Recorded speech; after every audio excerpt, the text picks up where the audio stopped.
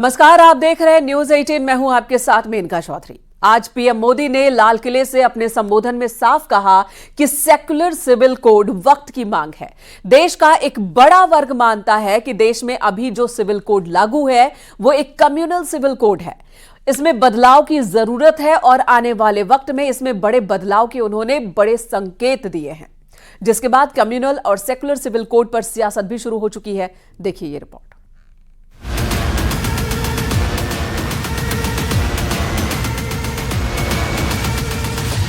अब समय की मांग है कि देश में एक सेकुलर सिविल कोड हो। हमने कम्युनल सिविल कोड में 75 साल बिताए हैं, अब हमें सेकुलर सिविल कोड की तरफ जाना होगा। इस तरह से लाल किले की प्राचीर से ऐसे टिप्पणी दे, ये क्या शोभा देता है किसी भी तरह कि हमारे विकास से किसी को नुकसान नहीं होने वाला है। हमारे विकास से सभी लोग आगे बढ़ेंगे। क्या मोदी सरकार देश में यूनिफॉर्म सिविल कोड लाने की तैयारी कर रही है? क्या सेकुलर सिविल कोड या यूनिफॉर्म सिविल कोड या समान नागरिक संहिता यानी सभी धर्मों के लिए एक ही कानून लागू होने वाला है? इसका जवाब आज प्रधानमंत्री मोदी ने लाल किले की प्राचीर से दिया। प्रधानमंत्री मोदी ने साफ कहा कि देश में एक सेकुलर सिविल कोड की जरूरत है, क्योंकि बांटने वाले कानूनों को समाज से दूर किया जाना चाहिए। जो संविधान निर्माताओं का सपना था, उस सपने को पूरा करना हम सबका दायित्व है। और मैं मानता हूं इस गंभीर विषय पर देश में चर्चा हो, व्यापक चर्चा हो, हर कोई अपने विचारों को लेकर के आए और उन कानूनों को, जो कानून धर्म के आधार पर देश को बांटते, जो ऊंच नीच का कारण बन जाते हैं, ऐसे कानूनों को आधुनिक समाज में कोई स्थान नहीं हो सकता है। और इसलिए मैं तो कहूंगा अब समय की मांग है कि देश में एक सेकुलर सिविल कोड हो। हमने कम्युनल सिविल कोड में 75 साल बिताए हैं, अब हमें सेकुलर सिविल कोड की तरफ जाना होगा। और तब जाकर के देश में धर्म के आधार पर जो भेदभाव हो रहे हैं, सामान्य नागरिक को जो दूरी महसूस होती है, उससे हमें मुक्ति मिलेगी। देश में समान नागरिक संहिता आती है तो फिर सभी के लिए एक ही कानून होगा, फिर चाहे वो किसी भी धर्म या जाति का ही क्यों ना हो।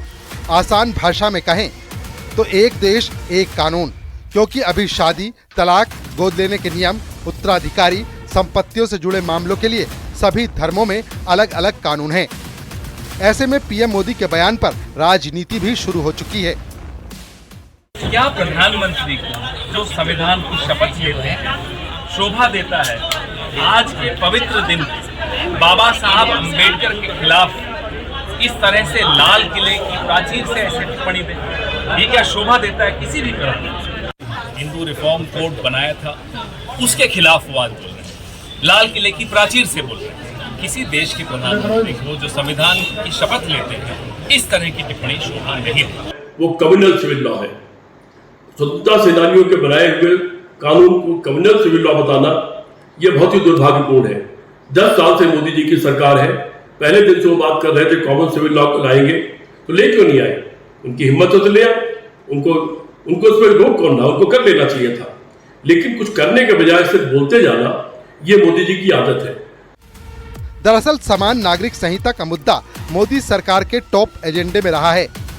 अयोध्या में राम मंदिर बनाना, कश्मीर से 370 हटाने के साथ साथ समान नागरिक संहिता भी शामिल रहा है। राम मंदिर और 370 का वादा पूरा हो चुका है। अब बीजेपी का मानना है कि जब तक समान नागरिक संहिता को अपनाया नहीं जाता, तब तक लैंगिक समानता नहीं आ सकती। यूसीसी आज देश के लिए एक शिक्षा का केंद्र बना है कि कैसे लागू हो सकता है। नकल विरोधी कानून, वो भी उत्तराखंड से है। धर्मांतरण कानून, ऐसे अनेकों ने कानून हैं जिसके कारण से उत्तराखंड ने प्राथमिकता पे उसमें आगे बढ़े हैं और देश को और अनेकों राज्यों को, जो गैर भाजपा सरकारें हैं, उनको भी लग रहा है कि भी लागू होना चाहिए। सब लोग उसको स्टडी कर रहे हैं और मुझे लगता है कि जल्दी ही देश को, जो देश के प्रधानमंत्री ने कहा है, विकसित भारत, और विकसित भारत के लिए वन नेशन वन इलेक्शन है, यूसीसी है, बच्चे स्टूडेंट्स अपने डॉक्टरों के लिए सीटें बढ़ाने का काम है, महिलाओं को आगे बढ़ाने की बात है। तो क्या अब देश में सेक्युलर यूसीसी का टाइम आ गया है? क्या सांप्रदायिक यूसीसी का टाइम खत्म हो चुका है? क्योंकि लाल किले की प्राचीर से पीएम मोदी ने देश के नाम जो संदेश दिया है, उसमें अब सेकुलर का जिक्र विपक्ष को चुभने लगा है। Bureau report, news 18।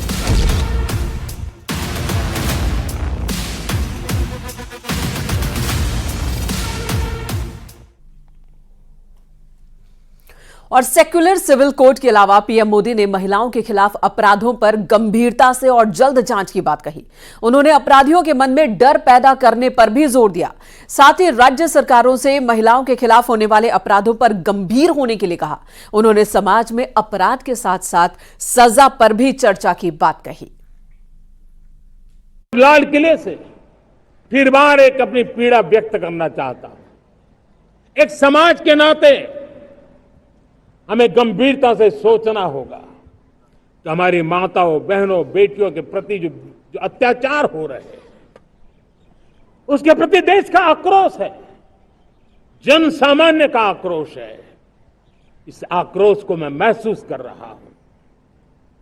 इसको देश को, समाज को, हमारी राज्य सरकारों को गंभीरता से लेना होगा। महिलाओं के विरुद्ध अपराधों की जल्द से जल्द जांच हो, राक्षसी कृत्य करने वालों को जल्द से जल्द कड़ी सजा हो। वो समाज में विश्वास पैदा करने के लिए जरूरी है। मैं ये भी बताना चाहूंगा कि जब बलात्कार की या महिलाओं पर अत्याचार की घटनाएं घटती हैं तो उसकी बहुत चर्चा होती है, बहुत प्रचार होता है, मीडिया में छाया रहता है। लेकिन जब ऐसे राक्षसी मनोवृत्ति व्यक्ति को सजा होती है तो वो खबरों में कहीं नजर नहीं आती है, कोने में कहीं पड़ा रहता है। अब समय की मांग है कि जिनको सजा होती है उसकी व्यापक चर्चा हो, ताकि ऐसा पाप करने वालों को भी डर पैदा हो कि ये पाप करने की हालत ये होती है कि फांसी पर लटकना पड़ता है। और मुझे लगता है कि ये डर पैदा करना बहुत जरूरी है।